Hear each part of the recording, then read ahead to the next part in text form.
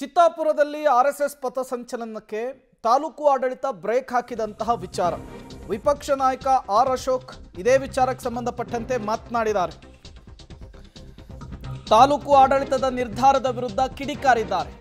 ಕಾಂಗ್ರೆಸ್ಗೆ ಬಿಜೆಪಿ ಮೇಲೆ ಕೋಪ ಇದ್ರೆ ತೀರಿಸಿಕೊಳ್ಳಿ, ಅದನ್ನ ಬಿಟ್ಟು ಆರ್ಎಸ್ಎಸ್ ಮೇಲೇಕೆ ಕೋಪ ಅಂತ ಪ್ರಶ್ನೆ ಮಾಡಿದ್ದಾರೆ. ಆರ್ಎಸ್ಎಸ್ ಭಾರತ್ ಮಾತಾ ಕಿ ಜೈ ಅಂದ್ರೆ ಕಾಂಗ್ರೆಸ್ನವರು ಸಹಿಸಲ್ಲ. ಪಾಕ್ ಪರ ಘೋಷಣೆ ಕೂಗಿದ್ರೆ ಯಾಕೆ ಕ್ರಮವನ್ನು ತೆಗೆದುಕೊಂಡಿಲ್ಲ? ಬೆಂಗಳೂರಿನಲ್ಲಿ ವಿಪಕ್ಷ ನಾಯಕ ಆರ್ ಅಶೋಕ್ ಅವರು ಸರ್ಕಾರದ ನಡೆಯ ವಿರುದ್ಧ ಧ್ವನಿ ಎತ್ತಿದ್ದು ಹೀಗೆ.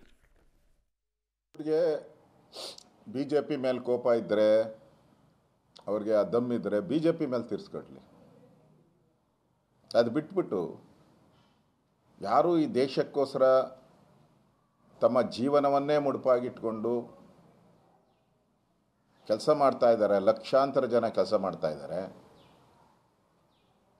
ಅವ್ರ ಮೇಲೆ ಯಾರು ಸಮಾಜ ಸೇವೆಯನ್ನು ಮಾಡ್ತಾ ಇದ್ದಾರೆ, ಯಾರು ಭಾರತ್ ಮಾತಾ ಕಿ ಜೈ ಅಂತಾರೆ,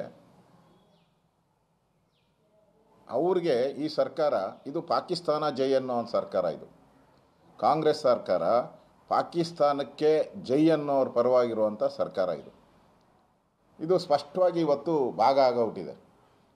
ಆರ್ ಎಸ್ ಎಸ್ ಭಾರತ್ ಮಾತಾ ಕಿ ಜೈ ಅಂತಾರೆ, ಈ ಕಾಂಗ್ರೆಸ್ ಸಪೋರ್ಟ್ ಮಾಡೋರೆಲ್ಲ ಪಾಕಿಸ್ತಾನ ಜಿಂದಾಬಾದ್ ಅಂತಾರೆ.